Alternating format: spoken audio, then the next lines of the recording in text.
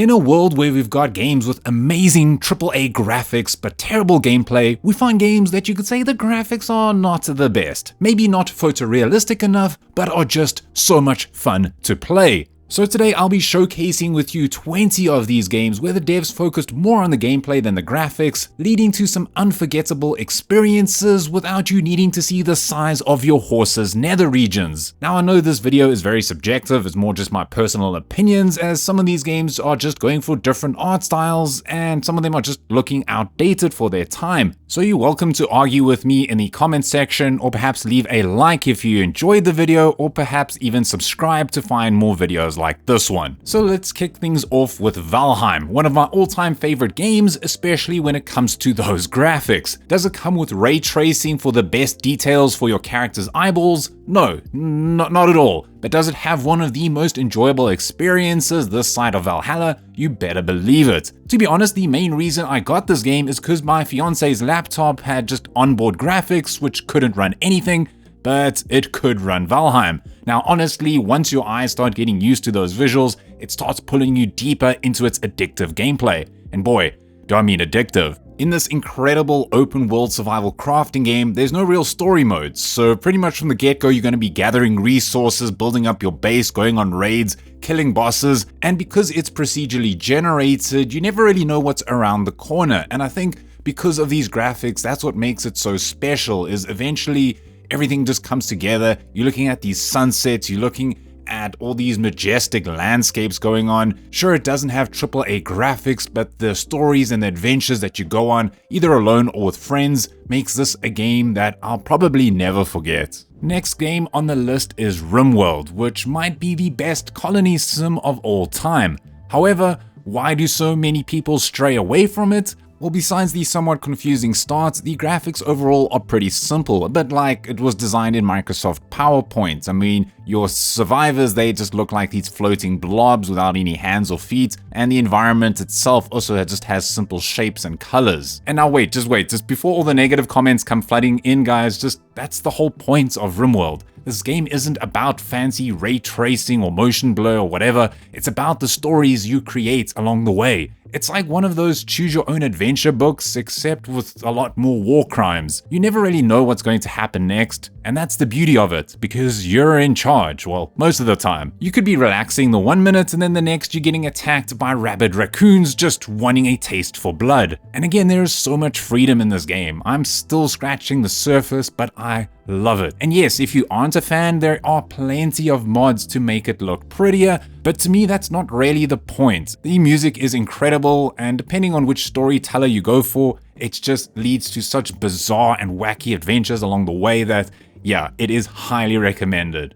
Hey people, next on the list is obviously Kenshi, one of the ugliest yet most fun games to play. Like honestly, I had this game on my wish list for so long, but I just couldn't pull the trigger, but damn, I am so glad that I did. It's hard to define this game. It's like a mix of genres, mostly being this open world RPG where you need to recruit people, build a base of sorts, and then basically try to not die every time you see someone. There's no real end goal in Kenshi. You're basically just plopped into this barren wasteland, and it's up to you to decide how you're going to spend your time. And right from the start, it's going to be a challenge. You're going to get ambushed, you're going to get raided, people will chop you up and take your gear, and you'll just be left crawling around asking what just happened. Eventually, you'll hire some people to help you out, increase your reputation with other factions, maybe try and be someone big in this environment, or maybe not.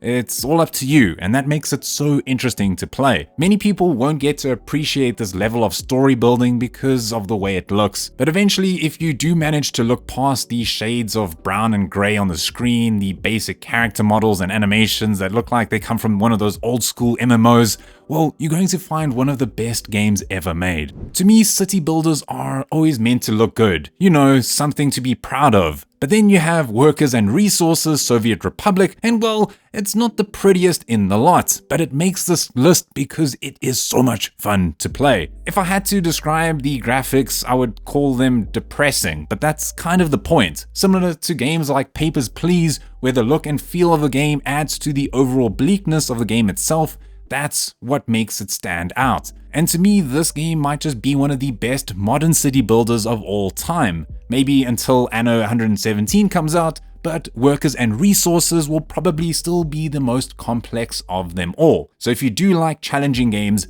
this one will, either drive you insane or make you fall in love. Why? Well, setting up your city in Soviet Russia means that you need to do everything manually. If you want to get coal, for instance, some games will just have you plump down a coal miner and off you go. But because this game wants you to hurt, like a popular Johnny Cash song, you need to set up buildings, buy vehicles, set up routes, set up places to store the coal. It just keeps going. And that's just for a single resource. Like I said, everything looks depressing, like from the monuments to the buildings where your citizens reside, but this game thrives in its gameplay. And the first time you play, you'll have no real idea what you're doing. The tutorial is so long and complicated, it's not easy, but once you start getting simple things to work, it is so damn satisfying. Like, I understand why people kept recommending this game to me, and it's honestly such a gem to play.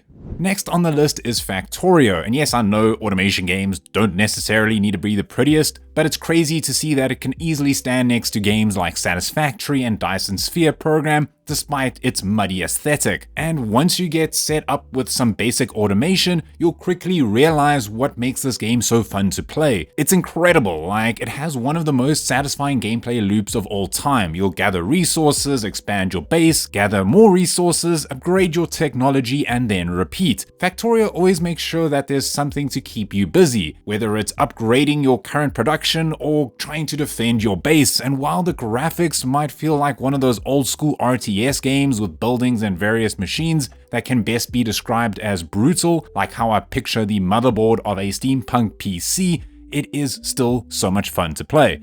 Next on the list is Songs of Six. This is a colony sim / city builder that is a true hidden gem that more people need to know about. It's a little like RimWorld, except with a lot less pixels and a bigger focus on building the biggest civilization ever. But yeah, like with RimWorld, it's about the stories you make along the way. Various bizarre races will make up your city, from humans to insectoids to whatever else these are, and you're just trying to get everyone to live out their best lives. Building stuff and getting everything to run smoothly at times can be a little confusing, especially because it's so hard to see what's going on half the time. And sure, the pixelated graphics and animations are very basic, but I think it's one of those games where it needs your imagination to do the heavy lifting. You'll start off small, but then you'll be managing things like politics, religion, and everything else that comes with a massive city later on, because there's just going to be thousands of citizens. To me, it's one of those games where you think like there's no way you'll enjoy it, and then eventually you're hours in and you're like, this is crazy fun. And Songs of Six is definitely one of those games.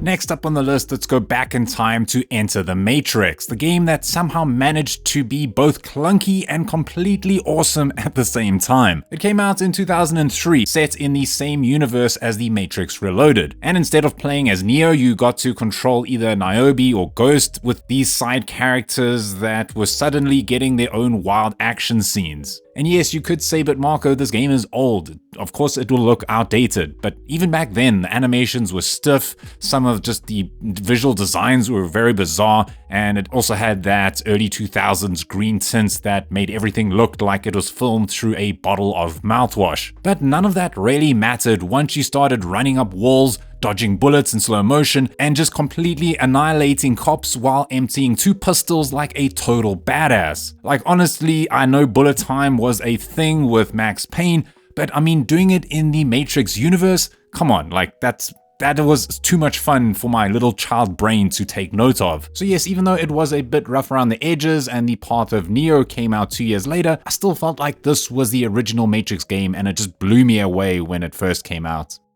Coming up next on the list is Earth Defense Force, because who needs photorealistic graphics when you're blasting bugs in the face? It's pure unadulterated chaos and madness, and it doesn't matter which of the games you play, the graphics don't really change all that much, but that's not the point. The point here is just seeing how many giant bugs, aliens, spaceships, giant killer robots that you can wipe out, where the kill count can always range between the hundreds into the thousands. I'm not kidding.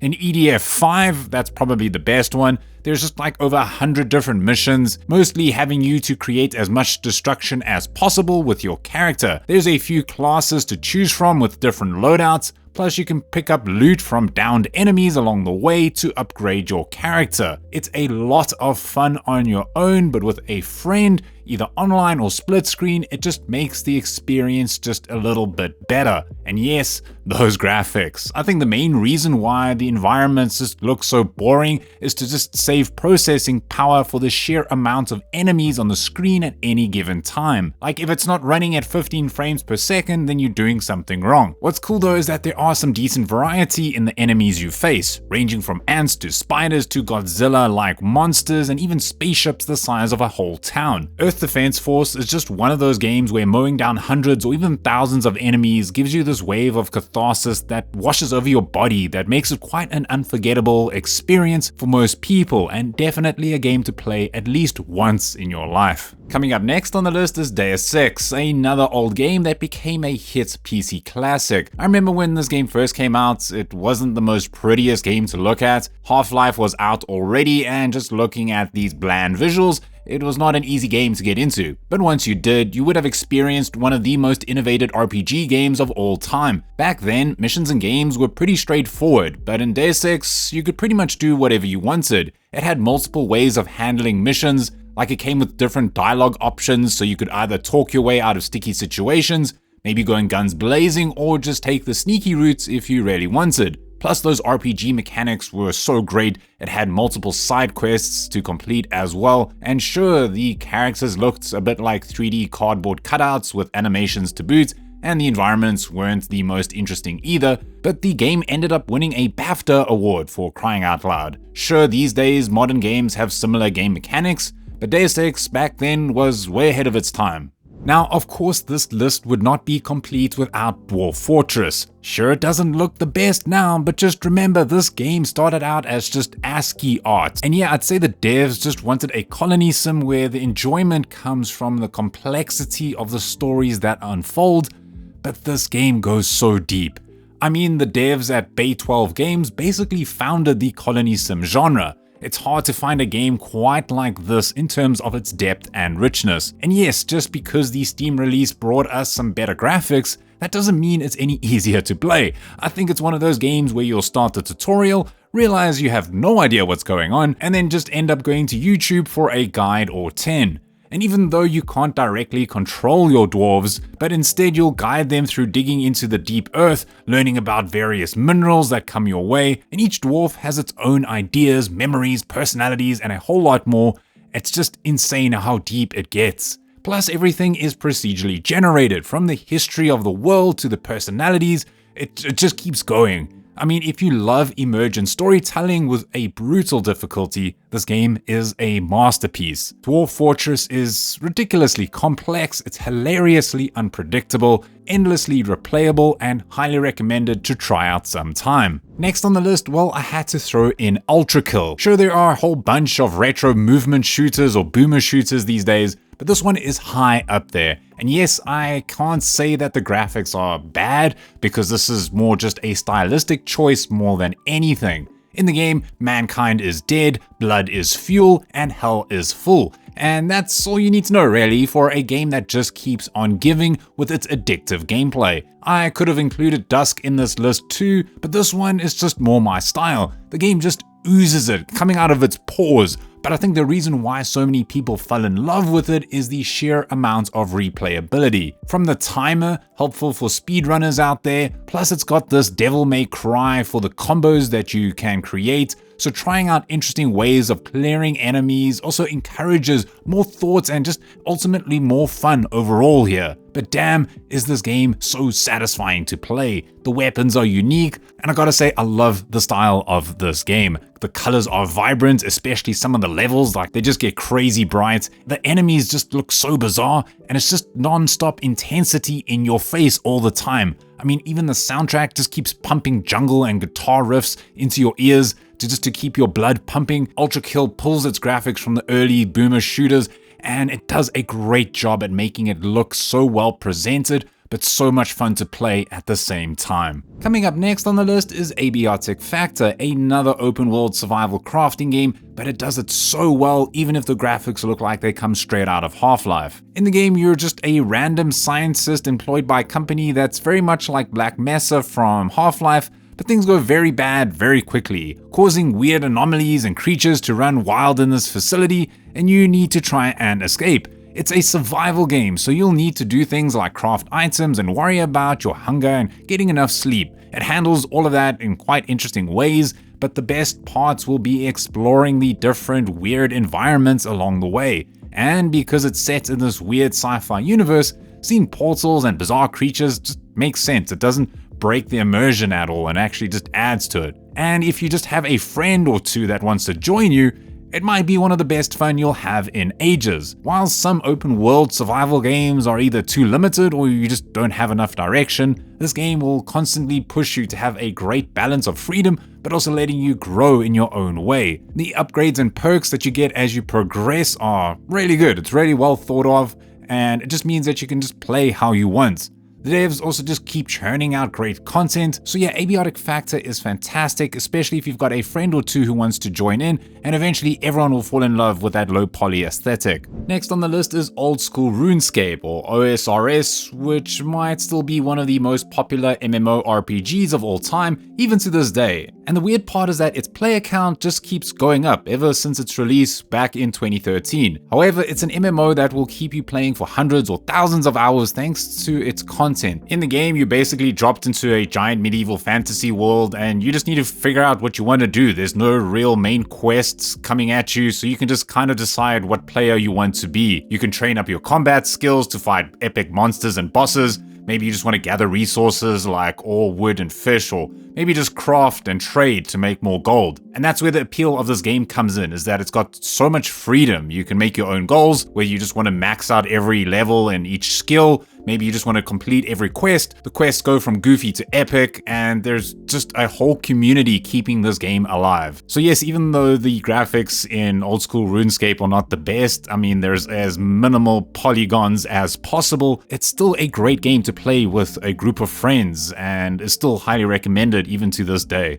Coming up next on the list is Cruelty Squad, with a look and feel that I think can best be described as sensory violence. This first-person shooter throws a lot at you, and not in a pleasant way. The most bizarre textures you've ever seen, and the gameplay can be very confusing at times. It's a very weird game. Like, it even comes down to the controls. Like, if you want to reload, well, you gotta hold down right-click and then move the mouse backwards like you're shifting gears in a cart. Very weird. You'll be navigating these various levels trying to take out targets, but like most of the time you'll be going, hey, what is actually going on here?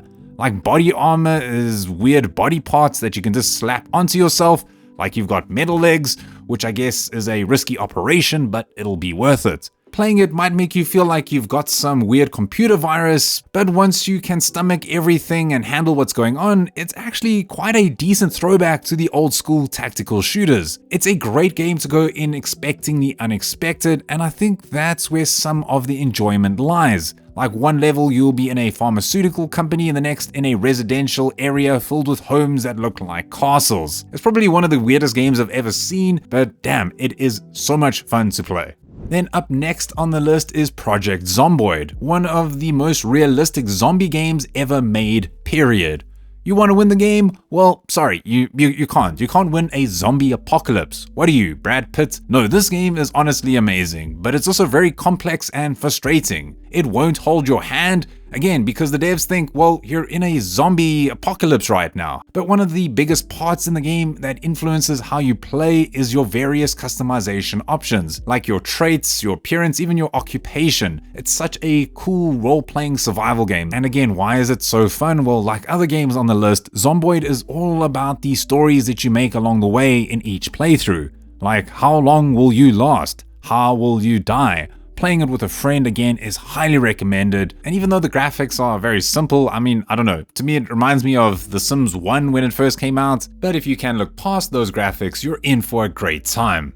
Next on the list, we've got Battle Brothers, one of the most brutal tactical RPGs of all time. This is a procedurally generated game where you pick a bunch of mercenaries, each with their own backstories, and then travel the land in search of adventure. There is no real story here, so it's all up to you. But most of the time you'll be taking on different quests, coming across different events, and of course taking on some of the most intense battles ever. However, due to the simple graphics and animations, it often feels like a board game. I mean, if that board game was a twisted version of chess or checkers.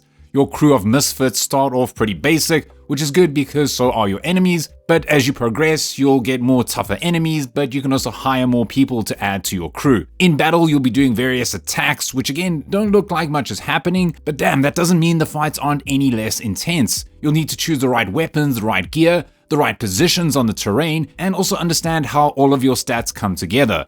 You'll probably die, like a lot. The devs overhype studios, I think they get some enjoyment seeing you suffer.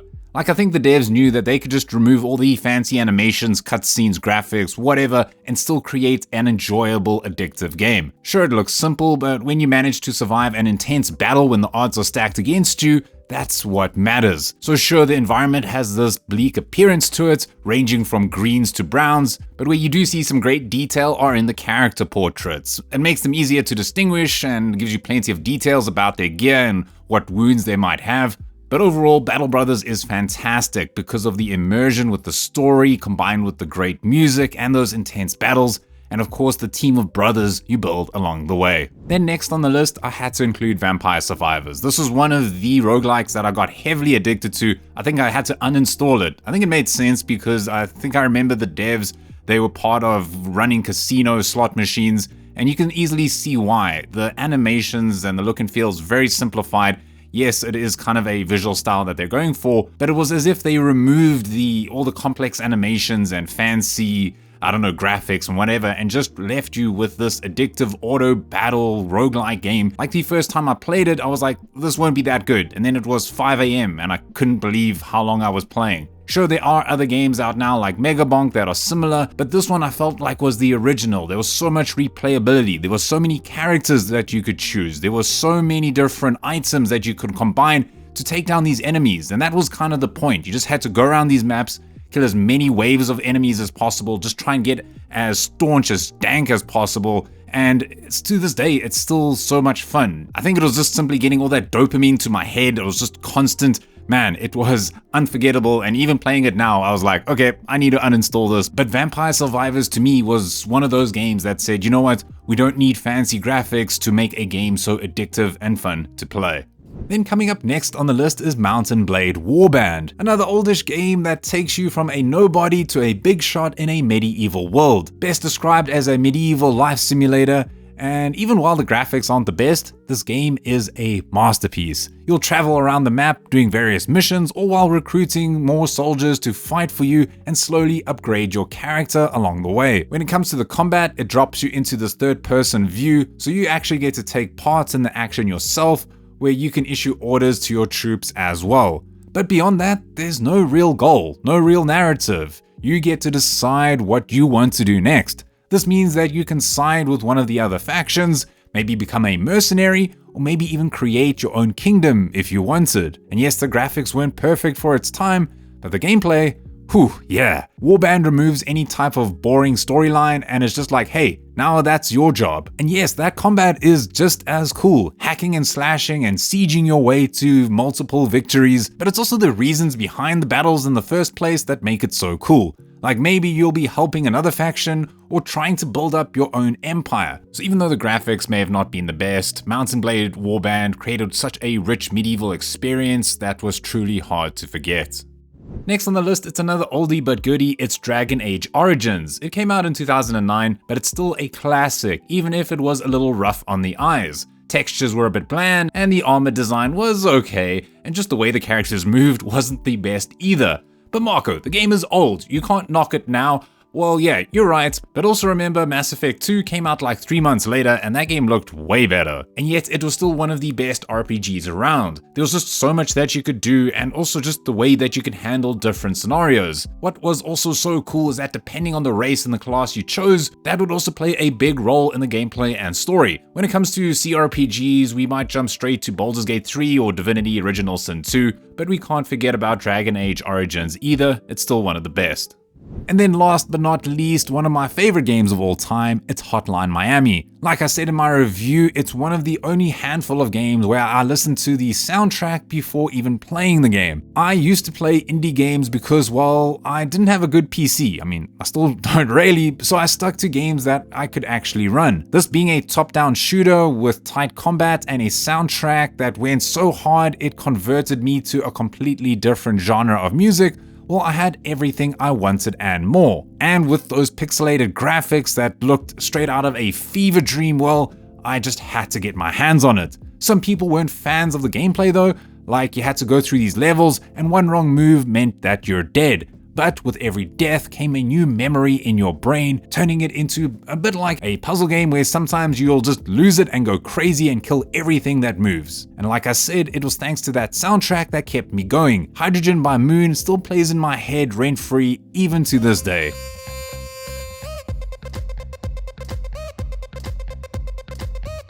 And I honestly love this visual style. It reminds me of that movie Drive, except they ramped up the neon lights, the harsh colors, the bumping soundtrack. It's all non-stop all the time. I love the combos. I love the weapons that you unlock. I love the difficulty in this game. Everything just screams at you non-stop, but you can't stop playing. You can't get enough. And yeah, as you can tell, I really enjoy Hotline Miami, and maybe try it out sometime. But that wraps up my video. What do you think? What games did I leave out? I'd love to hear what your thoughts are in the comment section below. And if you enjoyed this video, maybe leave a like or maybe even subscribe to find more videos like this. But other than that, it's Marco here from Easily Distracted Games, and as always, don't stop gaming.